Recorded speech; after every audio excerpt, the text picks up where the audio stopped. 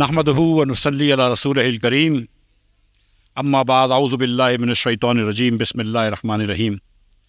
محترم جناب شاہد خاقان عباسی صاحب، سردار مہتاب عباسی صاحب، عوام پاکستان کے آرگنائزنگ کمیٹی کے ممبران، عوام پاکستان کے ممبران، خواتین و حضرات، میڈیا سے بھائی بہن جو تشریف لائے ہیں، اور جو لوگ کیمرے سے پاکستانی مجھے دیکھ رہے ہیں، سب کو میرا سلام عرض ہے۔ فاطمہ صاحبہ نے کہا ہے کہ میں بات کروں کہ یہ نئی پارٹی کیوں بنائی گئی ہے۔ یہ نئی پارٹی اس لیے بنائی گئی ہے کہ ہم سمجھتے ہیں کہ پاکستان کا نظام ایک وہ نظام ہے کہ جو کہ صرف اشرافیہ کے لیے کام آتا ہے اور عام پاکستانی کو آگے نہیں بڑھنے دیتا ہے۔ اور جن پارٹیوں میں ہم تھے، سردار صاحب، شاہد صاحب، رانا توصیف صاحب، ظہیم قادری صاحب، ظفر مرزا صاحب، میں، ڈاکٹر اظہر صاحب، ڈاکٹر طارق بنوری صاحب، شیخ صلاح الدین صاحب، ہم سب حکومت میں بھی رہے ہیں اور وزارتیں بھی آج بھی ہم کو مل سکتی تھی، لیکن اس وزارت کا کوئی فائدہ نہیں ہے جس وزارت سے آپ اپنے ملک کا کوئی فائدہ نہ کر سکیں۔ اس وزارت میں کوئی عزت نہیں ہے، اس وزارت میں کوئی مقام نہیں ہے جس سے آپ پاکستان کو بہتر نہ کر سکیں۔ تو یہ نئی پارٹی اس لیے بنائی گئی ہے کہ ہم سچ مچ یہ سمجھتے ہیں کہ صرف لفظی کارروائی نہیں، اصل میں اب پاکستان کا نظام بدلنا ہوگا۔ اور کیوں بدلنا ہوگا پاکستان کا نظام؟ پاکستان کا نظام اس لیے بدلنا ہوگا کہ 2.60 کروڑ بچے جو کہ اسکول میں ہونے چاہیے، اسکول سے باہر ہیں۔ یہ دنیا کی سب سے بڑی، یہ بہت شرمندگی کی بات ہے پاکستانیوں کے لیے کہ دنیا کے سب سے زیادہ بچے جو اسکول سے باہر ہیں وہ چین میں نہیں ہیں، ہندوستان میں نہیں ہیں، جو ہم سے 5 گنا بڑے ملک ہیں وہ پاکستان میں ہیں۔ یہاں پہ ہم ملک کو لے کر آ گئے ہیں کہ آج 10 کروڑ پاکستانی خط غربت کے نیچے رہتا ہے۔ یہ کہنا آسان ہے، لیکن جو غربت کے نیچے رہتے ہیں ان کے بچے رات کو بھوکے سوتے ہیں، وہ بھوک میں بلبلا کر سو جاتے ہیں۔ یہ پاکستان کی حکمرانی ہے، یہ پاکستان کا نظام ہے جس نے 40% ہمارے پاکستانی بھائیوں اور بہنوں کو غربت کے نیچے رکھا ہوا ہے، جہالت میں رکھا ہوا ہے۔ پاکستان میں پچھلے 20 سال سے 40 سے 42% بچے، 40 سے 42% بچے، یعنی کہ ہر 10 میں سے 4 بچے سٹنٹڈ ہوتے ہیں۔ سٹنٹڈ کا مطلب ہے کہ جسمانی اور ذہنی طور پہ کمزور رہ جاتے ہیں کیونکہ ان کو خوراک نہیں ملتی۔ آپ سوچیں کہ جہاں پہ 10 میں سے 4 بچے خوراک کی وجہ سے ذہنی طور پر کمزور ہو جائیں، جسمانی طور پر کمزور ہو جائیں، ان کا کیا مستقبل ہے؟ اور جب 40% بچوں کا کوئی مستقبل نہیں ہے تو اس ملک کا کیا مستقبل ہے؟ کیا یہ ملک آگے بڑھ سکتا ہے اگر لوگ آگے نہ بڑھیں تو؟ کیا کوئی ملک امیر ہو سکتا ہے اگر لوگ غریب رہیں تو؟ اور ہم بات کرتے ہیں پاکستان کے اندر حکومت پاکستان کے مختلف ادارے، ساری حکومتیں ملا کر 1.5 سے 2 کھرب روپے، یعنی کہ 1500 سے لے کر 2000 ارب روپیہ خرچ کرے گی تعلیم کے اوپر اس سال آپ کے ٹیکس کے پیسوں سے۔ اور پاکستان میں خواندگی کا یہ حال ہے کہ Gambia, Sudan, Comoros, Nigeria, Mozambique, Papua New Guinea, Mauritania, Togo, Malawi, Timor Leste, Yemen, Nepal اور بھوٹان سب ہم سے آگے ہیں۔ ہم اتنے پستگی میں پہنچ گئے ہیں۔ یہ پاکستان کے نظام حکمرانی ہے، یہ دیا ہے ہم کو۔ پہلے 28 دن کے اندر پاکستان میں جتنے بچوں کی وفات ہو جاتی ہے، جتنے بچوں کی فوتگی ہوتی ہے زندگی کے پہلے 28 دن، وہ صرف دنیا میں 2 نمبر پہ آتا ہے۔ ہم سے آگے صرف لیسوتو ہے، ساؤتھ سوڈان سے ہم برے ہیں، سوڈان سے ہم برے ہیں۔ ایک وقت تھا کہ پاکستان جنوبی ایشیا میں سب سے امیر ملک ہوتا تھا، اور یہ وقت دور نہیں تھا، 1994 1995 میں ہم سب سے آگے تھے، ہر ملک سے، ہندوستان سے آگے تھے، بنگلہ دیش سے آگے تھے، سری لنکا سے آگے تھے، نیپال سے آگے تھے۔ آج ہم بنگلہ دیش سے پیچھے ہیں، ہم ہندوستان سے پیچھے ہیں، ہم سری لنکا سے پیچھے ہیں، ہم مالدیو سے پیچھے ہیں، ہم بھوٹان سے پیچھے ہیں، ہم ہیومن ڈیولپمنٹ میں نیپال سے پیچھے ہیں۔ صرف افغانستان کے علاوہ اس خطے میں تمام ممالک سے، سینٹرل ایشیا کے ہو گئے، ساؤتھ ایشیا کے ہو گئے، پاکستان پیچھے رہ گیا ہے۔ کیوں رہ گیا ہے پاکستان پیچھے؟ پاکستان اس لیے پیچھے رہ گیا ہے کہ پاکستان کا نظام درست نہیں ہے، کہ یہ نظام جو ہے یہ ایک شکاری نظام ہو گیا ہے، جس کو انگریزی میں کہتے ہیں پریڈیٹری اسٹیٹ بن گیا ہے پاکستان۔ یہ ظالمانہ نظام ہو گیا ہے۔ پاکستان کے جو حکمران ہیں جو پاکستان کی ریاست ہے وہ ایک شکاری کی مانند ہے، اور ہم وہ سمجھتے ہیں کہ ہم شکار ہیں، کہ عام پاکستانی ایک شکار ہے، ایک عام پاکستانی ایک سائل ہے، اس کی شہری کی حیثیت نہیں ہے، اس کی سٹیزن کی حیثیت نہیں ہے، اس کی ایک سائل کی حیثیت ہے۔ اگر مہربانی فرما دی تو فرما دی، نہیں فرمائی تو نہیں فرمائی۔ اور یہ بجٹ، یہ جو آج بجٹ آیا ہے اس ملک کا، یہ اس کی حکمرانوں کی ترجیحات کی بہترین عکاسی کرتا ہے۔ اس بجٹ میں، جس میں آپ نے نوکری پیشہ لوگوں کے ٹیکس ڈبل سے کر دیے، کس نوکری پیشہ لوگوں کے؟ جو 75,000 اور لاکھ روپے کمانے والا ہوتا ہے اس کی ٹیکس ڈبل ہو گئی۔ جو 5 لاکھ روپے کماتا ہے اس کا ٹیکس 91,250 روپے پہلے تھا ہر ماہ کا، 5 لاکھ روپے میں سے۔ اور آپ حساب کیجئے گا کہ جو سفید پوش 5 لاکھ روپے رہتا ہے اس کا گھر کا کرایہ کتنا ہوتا ہے، اس کے بچوں کی فیس کتنی ہوتی ہے، اس کا بجلی کا بل کتنا ہوتا ہے، اس کا گیس کا بل کتنا ہوتا ہے۔ تو یہ حساب کر لیجئے آپ، اگر کوئی خدا نہ خواستہ بیمار ہو جائے تو دوا دارو کا کتنا بل ہوتا ہے۔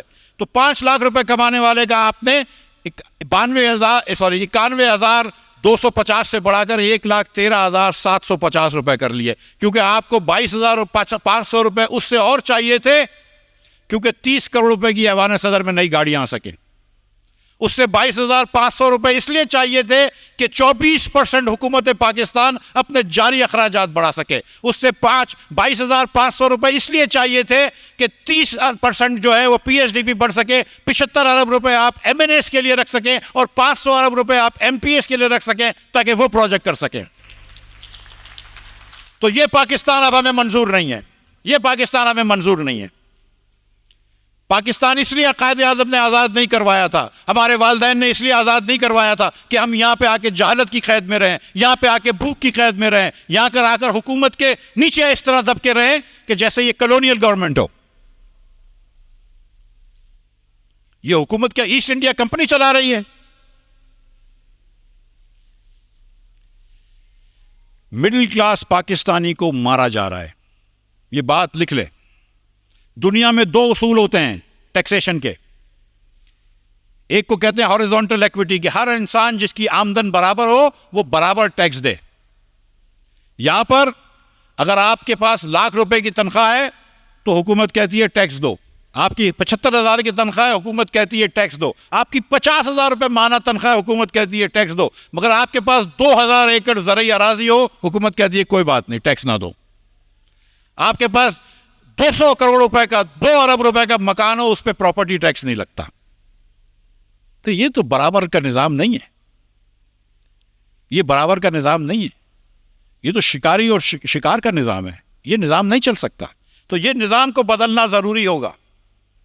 ہم اب ساؤتھ جنوبی ایشیا میں سب سے غریب ملک نہیں رہنا چاہتے،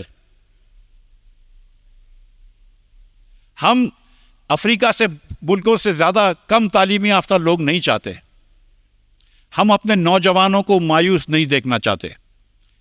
پاکستان میں اتنی مایوسی ہے کہ جب لیبیا سے یونان ایک کشتی جا رہی تھی اور ڈوب گئی اور 300-400 لوگ اس میں جاں بحق ہوئے تو آدھے سے زیادہ پاکستانی تھے۔ یہ شرم کی بات نہیں ہے کہ ہمارا نوجوان جو ہے وہ اپنی جان ہتھیلی پہ رکھ کر اپنے ماں باپ کو خدا حافظ کر کے جا رہا ہے اور راستے میں ڈوب رہا ہے، مر رہا ہے، لیکن پھر بھی جا رہا ہے۔ تو آپ نے کیا موقع دیا اس نوجوان کو؟ یہ دلشاد صاحب نے جو بات کی ہے کہ 64% پاکستانی جو ہے وہ نوجوان ہے، ہم نے کیا نوجوان کو موقع دیا ہے؟ ہماری بہنوں کو ہم نے کیا موقع دیا ہے؟ میں کچھ دنوں پہلے آئی بی اے میں گیا تھا، اسٹوڈنٹ سے مل رہا تھا، میں نے پوچھا ان سے کہ آپ لوگوں کو کیا پریشانی ہے پاکستان میں؟ تو ایک بچی بولتی ہے کہ سر ہم تو روڈ پہ چلتے ہیں تو لوگ ہم کو تنگ کرتے ہیں، گاڑی میں جا رہے ہوتے ہیں تو لوگ تنگ کرتے ہیں۔ یہ کیا معاشرہ بنا دیا ہے؟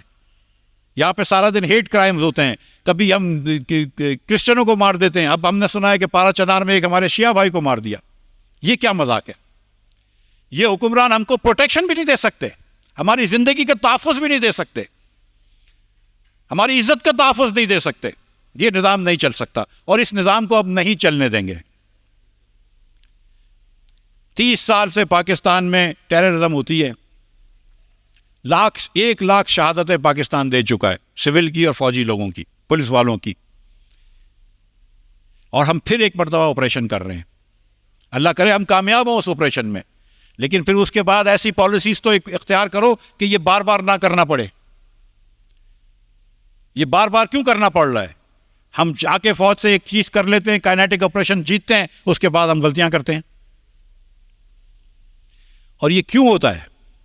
کیونکہ آپ نے غربت کا خاتمہ نہیں کیا, آپ نے جہالت کا خاتمہ نہیں کیا, آپ نے کسی کو امید نہیں دی. کوئی بچہ ٹیررزم کی طرف کیوں جاتا ہے؟ کیونکہ اس کو آپ نے امید ہی نہیں دی. آپ نے کیا دیا اس ملک میں؟ کیا دیا ایک بچے کو؟ ہم جو بات کر رہے ہیں, اور یہ اس لیے پارٹی بنائی ہے, اور شاید عباسی صاحب اور میں کافی عرصے سے بات کر رہے تھے, مہتاب عباسی صاحب بھی کافی عرصے سے بات کر رہے تھے, ظفر صاحب اور میں نے میرے خیال سے 1-2 سال سے تو سیمینارز کر رہے ہیں پاکستان بھر میں. یہ جو ہم آج اکٹھے ہوئے ہیں, کچھ سیاستدان ہیں, کچھ ہمارے انٹلیکچوئلز ہیں, کچھ ہماری بہنیں ہیں جو غریب لوگوں کے ساتھ کام کرتی ہیں, ہیومن رائٹس کی بات کرتی ہیں. اب ہم سب کو, آپ کو سب کو سیاست میں آنا ہے. اب سیاست صرف سیاستدانوں کو نہیں چھوڑ سکتے, اب عام پروفیشنل کو پاکستان میں سیاست میں آنا ہے. یا اس طرح کہہ لیتا ہوں کہ سیاست صرف سیاستدانوں کو, فوجیوں کو اور ججوں کو نہیں چھوڑ سکتے, عام لوگوں کو بھی سیاست میں آنا ہے. ہم سب کو اس نظام میں بدلنے کی کوشش کرنی ہے. اگر اس پارٹی کو اندر ہم سب ممبر بن سکتے ہیں, اس پارٹی کے 2 رولز ہیں کہ ہر عہدہ ٹرم لمٹ کا ہوگا, 2 ٹرم سے زیادہ کوئی بھی نہیں رہے گا. جو صدر بنے, سیکٹری بنے, نائب صدر بنے, کوئی بھی صوبے کا صدر بنے, شہر کا صدر بنے, 2 ٹرم سے زیادہ نہیں رہ سکتا. اور اس کے بعد نہ اس کا بچہ آئے گا, نہ اس کی بیٹی آئے گی, نہ اس کا داماد آئے گا, کوئی اور شخص آئے گا. تو نہ یہ شخصیت پرستی ہے کہ کوئی ایک ہی مسیحا ہے اس پاکستان کا, نہ یہ خاندان پرستی ہے کہ یہ خاندان نہیں ہوا تو پتہ نہیں پاکستان میں کوئی قہر آ جائے گا. جب بغیر قائد اعظم کا یہ ملک چل سکتا ہے تو بغیر کسی اور کے بھی یہ ملک چل سکتا ہے.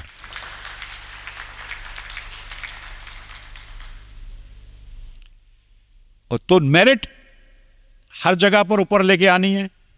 آپ کے پاس ڈگری ہو تو آپ کا حق ہونا چاہیے, کسی کے پاس پرچی ہو اس کا حق نہیں ہونا چاہیے.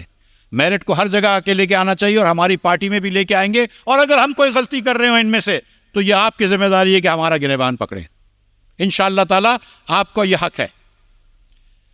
تو یہ بات ہم نے کرنی ہے کہ 2 چیزیں پاکستان میں ہم نے کرنی ضروری ہیں نظام بدل کر. جو نیا نظام ہم لے کے آنا چاہ رہے ہیں اس پہ نمبر 1 بات یہ ہے کہ ہر پاکستانی کو آگے بڑھنے کا موقع ملے گا, جس کو انگریزی میں کہتے ہیں کہ ان اکنامک اپرچونٹی فار آل, کہ خواہ وہ مرد ہو یا عورت ہو, کوئی مذہب ہو اس سے کوئی تعلق نہیں ہے ہمارا.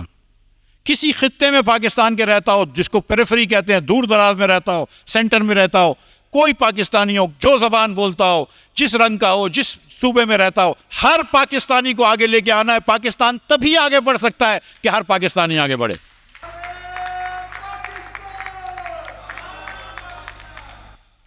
ہر پاکستانی کو آگے لے کر آنا ہمارے یہ قوم اسی لیے بنی تھی, یہ ملک اسی لیے بنا تھا کہ ہر پاکستانی آگے آئے. یہ کیسا ملک ہو سکتا ہے کہ جس میں آپ 90% پاکستانیوں کو بولیں گے نہیں تم آگے نہیں آ سکتے, تم اشرافیہ کا حصہ نہیں ہو, تم شاید مڈل کلاس ہو, تم ٹیکس دو, اور 1% پاکستانی اشرافیہ ہوں, ان کو سارے فائدے ملتے ہوں. یہ ملک نہیں چل سکتے. دنیا کا ایسا کوئی ملک نہیں ہے کہ جہاں پہ آپ لوگوں کو آگے آنے سے روکیں, جو یہاں پہ ہوتا ہے. تو آگے کس طرح لیتے ہیں آگے پاکستانیوں کو؟ ہر پاکستانی کو تعلیم دینا ضروری ہے, اچھی تعلیم دینا ضروری ہے.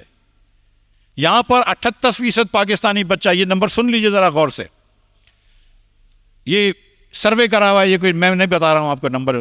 78% پاکستانی 10 سال کا بچہ 2 جملے صحیح طریقے سے نہیں پڑھ سکتا کسی بھی زبان میں, چاہے وہ اردو پڑھتا ہو یا سندھی پڑھتا ہو. اگر 78% یعنی کہ تقریباً 10 میں سے 8 بچے اگر آپ کے 2 جملے 10 سال کے نہیں پڑھ سکتے, وہ ملک کیسے ترقی کر سکتا ہے؟ لیکن اس بچے کو تعلیم دینے کے لیے کیا ضروری ہے؟ اسکول کا نظام ضروری ہے, لوکل گورنمنٹ ضروری ہیں, پرائیویٹائزیشن اس کی ضروری ہے, حکومت کو اس پہ پیسہ لگانا ضروری ہے, یہ سب چیزیں ضروری ہیں. لیکن جس بچے کا رات کو بھوک سے پیٹ خالی ہو, اس بچے کو آپ صبح نہیں پڑھا سکتے. اس لیے اس کو صحت اور تعلیم دینا بھی ضروری ہے, اور یہ بھی ریاست کا کام ہے. ریاست کا یہ فرض ہے کہ ہر بچے کو آگے لے کر آئے. ریاست کا یہ فرض ہے کہ ہر بچے کو ترقی کا موقع دے. تو یہ کرنا ہمارے لیے ضروری ہے. تو یہ ہماری پہلی خواہش ہے, پہلا منشور ہے پہلا ویژن ہے کہ ہر پاکستانی کو آگے بڑھنے کا موقع دینا ہے. نمبر 2 کہ ہر پاکستانی کو اپنی زندگی پہ قدرت دینی ہے. اور یہ ہماری بہنیں یہ بات سمجھتی ہیں, ہمارے نوجوان یہ بات سمجھتے ہیں کہ ان کو زندگیاں جو ہیں وہ لائنوں میں لگ کے NOC اور پرمیشن لینے کی ضرورت نہیں ہے. ان کے زندگی کے فیصلے کوئی تھانے دار نہیں کرے گا, کوئی DC نہیں کرے گا, کوئی حکومت کا افسر نہیں کرے گا, ان کا ووٹ کوئی اور RO ڈال کے نہیں جائے گا. ان کو ان کی زندگی کے اوپر قدرت ہونی چاہیے. اگر آپ محنت کریں گے آپ پاکستان میں آگے بڑھیں گے, اسٹیٹ آپ کے ساتھ کھڑا ہوگا.